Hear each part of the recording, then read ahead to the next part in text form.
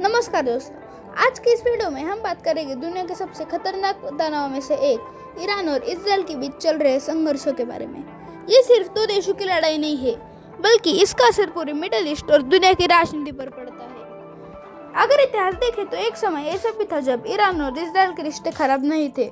1979 से पहले ईरान में शाह की सरकार थी और उस समय ईरान और इजराइल के बीच राजनीतिक संबंध भी थे।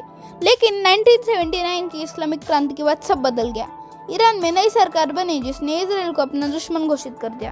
ईरान का कहना है कि इजराइल ने पैलेस्टाइन की जमीन पर कब्जा किया है, इसलिए वो इजराइल को मान्यता नहीं देता। वहीं इजराइल का आरोप है कि ईरान उसके खिलाफ आतंकवादी संगठनों को समर्थन देता है। ईरान और इजराइल सीधा युद्ध बहुत कम करते हैं, लेकिन दोनों के बीच प्रॉक्सी वार चलती रहती है। प्रॉक्सी वार का मतलब है दूसरे देश या संगठनों के जरिए लड़ाई। ईरान जिन ग्रुप्स का समर्थन करती है वो है हिजबुल्लाह, हमास और हुतीस। इजराइल का कहना है कि ये सभी संगठन उसे नुकसान पहुंचाने की कोशिश करते हैं, इसलिए इजराइल कई बार सीरिया और दूसरे इलाकों में से ईरानी ठिकानों पर हमला करता है।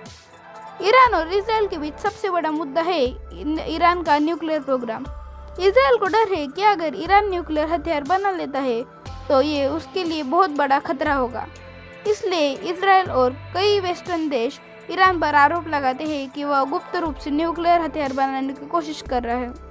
हालांकि ईरान का कहना है कि उसका न्यूक्लियर प्रोग्राम सिर्फ एनर्जी और साइंटिफिक रिसर्च के लिए है। पिछले कुछ सालों में ईरान और इजराइल के बीच तनाव काफ़ी बढ़ गया है, जैसे साइबर हमले, ड्रोन हमले और गुप्त ऑपरेशंस। कई रिपोर्ट्स के मुताबिक दोनों देश ने एक दूसरे के ठिकानों पर सीक्रेट अटैक्स किए हैं। 2024 से 2025 में मिडिल ईस्ट में कई घटनाओं के बाद तनाव और बढ़ गया है। विशेषज्ञों का कहना है कि अगर ये संघर्ष खुले युद्ध में बदल गया तो ये पूरे क्षेत्र को अस्थिर कर सकता है।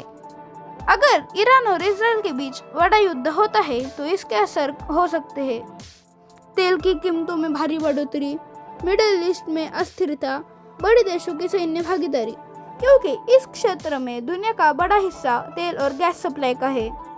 तो दोस्तों, ईरान और इजराइल का संघर्ष सिर्फ दो देशों की लड़ाई नहीं है, बल्कि ये राजनीति, धर्म और क्षेत्रीय शक्ति संघर्ष का मिश्रण है। आने वाले समय में ये तनाव कम होगा, ये बढ़ेगा। ये पूरी दुनिया के लिए एक महत्वपूर्ण सवाल है।